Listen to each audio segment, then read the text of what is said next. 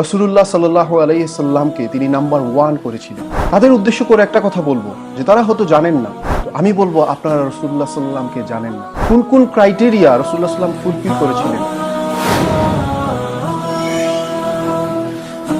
তিনি আমাদেরকে জীবনের লক্ষ্য এবং উদ্দেশ্য শিখিয়েছেন, বুঝিয়েছেন, এবং সেই অনুযায়ী আমরা আমাদের জীবনকে পরিচালিত করি। আমাদের জীবনের সবকিছু, সব কাজকর্মে, সবকিছুতেই আমরা তাকে অনুসরণ করার চেষ্টা করি, আর এজন্যই আমরা তাকে ভালোবাসি। তিনি আমাদেরকে শিখিয়েছেন কিভাবে আমরা সালাত আদায় করব। আমরা সেই অনুযায়ী সালাত আদায় করি এবং সেজন্য আমরা তাকে ভালোবাসি। তিনি আমাদেরকে শিখিয়েছেন কিভাবে ডান হাত দিয়ে খাবো। আমরা সেই অনুযায়ী প্রত্যেক দিন আমরা খাবার খাই, আমরা সেজন্য তাকে ভালোবাসি। তিনি আমাদেরকে শিখিয়েছেন কিভাবে আমরা ঘুমাবো, ডান কাত হয়ে ঘুমাবো। আমরা সেই অনুযায়ী ঘুমানোর চেষ্টা করি, আর সেজন্য আমরা তাকে ভালোবাসি। তিনি আমাদেরকে শিখিয়েছেন কিভাবে আমরা আমাদের প্রতিবেশীদের সাথে ভালো আচরণ করব, সে মুসলিম হোক আর অমুসলিম হোক। সংখ্যাগরিষ্ঠ আমরা যারা মুসলিম, আমরা চেষ্টা করি আমাদের প্রতিবেশীদের সাথে ভালো আচরণ করতে, সেই অনুযায়ী চলার চেষ্টা করতে, আর সেজন্যই আমরা তাকে ভালোবাসি। তিনি আমাদেরকে শিখিয়েছেন আমরা ধর্মের বিষয়ে, দ্বীনি বিষয়ে আমরা যেন উগ্রতা প্রদর্শন না করি, সবসময় মধ্যম পন্থা অবলম্বন করার চেষ্টা করি, আমরা সেই অনুযায়ী চলার চেষ্টা করি, আর সেজন্যই আমরা তাকে ভালোবাসি। আমি কার কথা বলতেছি আপনারা সবাই হয়তো জানেন। আমি বলতেছি পৃথিবীর সর্বশ্রেষ্ঠ মহামানব মুহাম্মাদুর রাসূলুল্লাহ সাল্লাল্লাহু আলাইহি ওয়াসাল্লামের কথা, যার মাধ্যমে আমরা জানতে পারছি আমাদের জীবনের মানে, লক্ষ্য এবং উদ্দেশ্য। যারা রাসূলুল্লাহ সাল্লামকে ইনসাল্ট করতেছেন, যারা রাসূলুল্লাহ সাল্লামকে নিয়ে ব্যঙ্গ বিদ্রুপ করতেছেন, তাদের উদ্দেশ্য করে একটা কথা বলবো যে তারা হয়তো জানেন না রাসূলুল্লাহ সাল্লাম কি ছিলেন।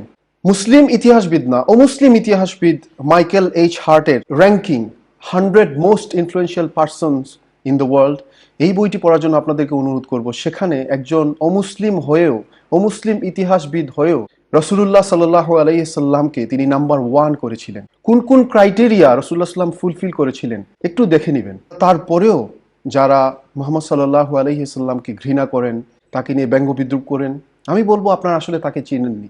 ঠিক যেরকম তায়েফের অধিবাসীরাও জানতো না রাসূলুল্লাহ সাল্লাম যখন তায়েফে ইসলামের দাওয়াত দিতে গিয়েছিলেন, তখন তাকে নিয়ে একইভাবে ব্যঙ্গ বিদ্রুপ করা হয়েছিল।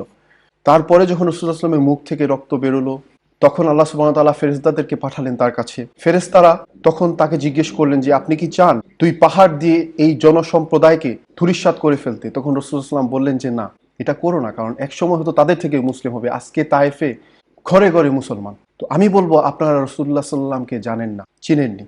আর আমরা যারা মুসলমান, প্রতিবাদের আমাদের ভাষাটা হবে কিভাবে জানেন? আমাদের আসল প্রতিবাদ হবে রাসূলুল্লাহ সাল্লামের সুন্নাহকে আমরা আঁকড়ে ধরবো। ইসলাম বিদ্বেষীদের প্রতি আমাদের এটাই হবে আসল প্রতিবাদ। আল্লাহ সুবহানাহু ওয়া তাআলা পবিত্র কোরআন মাজিদে বলছেন যে কুল ইন কুনতুম তুহিব্বুনাল্লাহা ফাত্তাবিউনি ইউহিব্বুকুমুল্লাহু ওয়া ইয়াগফির লাকুম যুনুবাকুম আল্লাহু গফুরুর রহিম। আল্লাহ সুবহানাহু ওয়া তাআলা রাসূলুল্লাহ সাল্লামকে বলছেন যে তুমি তাদেরকে বলে দাও যে যদি তারা আল্লাহ সুবহানাহু ওয়া তাআলা আল্লাহর কাছ থেকে ভালোবাসা পেতে চায়, তারা রাসূলুল্লাহ সাল্লামকে যেন অনুসরণ করে, আপনাকে যেন অনুসরণ করে, তাহলে তারা আল্লাহ সুবহানাহু ওয়া তাআলার কাছ থেকেও ভালোবাসা পাবে। তো আমরা আল্লাহ সুবহানাহু ওয়া তাআলার ভালোবাসা চাই, আল্লাহ সুবহানাহু ওয়া তাআলার রহমত চাই, মার্সি চাই, আল্লাহ সুবহানাহু ওয়া তাআলার কাছ থেকে ক্ষমা চাই, আল্লাহ সুবহানাহু ওয়া তাআলা যেন আমাদেরকে জান্নাত নসিব করেন সেটা চাই। কিন্তু সেটা পেতে হলে আমাদেরকে রাসূলুল্লাহ সাল্লাল্লাহু আলাইহি ওয়াসাল্লামকে অনুসরণ করতে হবে। সেটা অন্ধভাবে অনুসরণ হোক আর জেনে শুনেই হোক, আমাদেরকে অনুসরণ করে যেতে হবে। যতটুকু আমরা জানি, যতটুকু আমরা পারি, আমরা চেষ্টা করে যাব। আর বর্তমান পরিস্থিতিতে এটাই আমাদের জন্য উপযুক্ত জবাব যে আমরা রাসূলুল্লাহ সাল্লাল্লাহু আলাইহি ওয়াসাল্লামের সুন্নতকে আঁকড়ে ধরবো। জাযাকুমুল্লাহু খায়রান। সুবহানাকা আল্লাহুম্মা বিহামদিকা আশহাদু আল্লা ইলাহা ইল্লা আনতা আস্তাগফিরুকা ওয়া আতুবু ইলাইক। আসসালামু আলাইকুম ওয়া রাহমাতুল্লাহি ওয়া বারাকাতুহু।